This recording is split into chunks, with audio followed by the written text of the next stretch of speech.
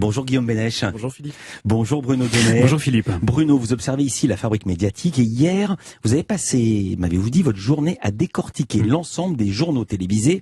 Vous en êtes arrivé à la conclusion suivante, les JT obéissent à des injonctions contradictoires. Oui, ça n'a probablement pas échappé à l'amateur de paradoxe que vous êtes Philippe. Les journaux télévisés poursuivent deux buts principaux. D'un côté, ils entendent coller à nos préoccupations quotidiennes et de l'autre, ils veulent nous faire rêver. Or, ces deux ambitions ne font pas toujours très bon ménage, je vous raconte.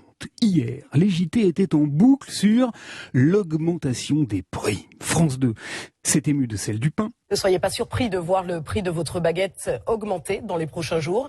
Comme TF1, Plus 10 centimes sur la baguette. TF1 qui, après le bricheton, a dégainé un autre sujet consommation parce que Et il n'y a pas que la baguette qui augmente, c'est le cas également des jouets. une information ludique qui n'a pas échappé à France 3. Et votre budget jouet pourrait lui aussi augmenter à 2 mois de Noël.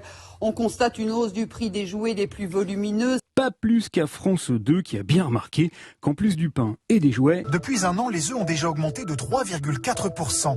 Les pâtes, 2,9%. Pire pour les légumes et fruits, plus 5%. une précision qui a même conduit la chaîne à carrément dépêcher une équipe de grands reporters auprès de la spécialiste de la question. Vous la connaissez Philippe, hein.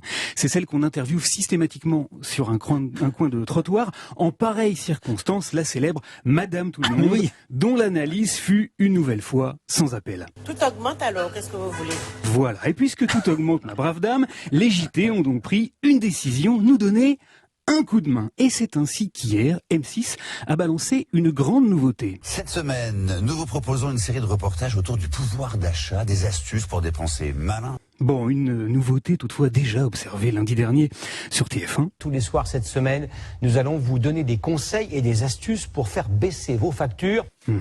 Bon, alors je vous vois frétiller, Philippe. Hélas, j'ai une mauvaise nouvelle pour vous. Pas la peine de vous ruer sur tous les JT de la semaine dernière en espérant y dénicher des sources secrètes d'économie. En fait, les combis n'étaient pas dingue. On a appris par exemple un truc dont on se doutait quand même déjà un peu.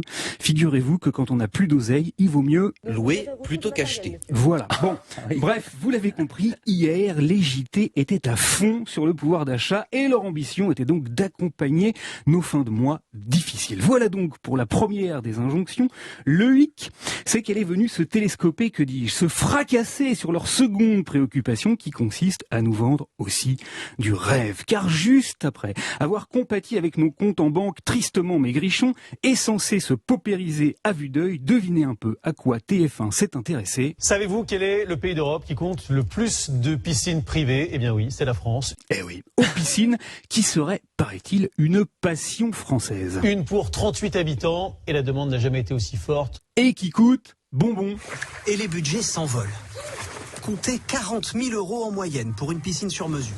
Très étonnants journaux télévisés qui nous expliquent donc à 20h05 que nous sommes dans le pétrin, à 20h10 que le prix de la baguette va croustiller de 5 centimes et que c'est un énorme problème, avant de nous dire très tranquillement dès 20h15 que nous sommes des millions à dépenser 40 000 € en moyenne pour nager dans le bonheur. Merci beaucoup Bruno Donnet. À demain.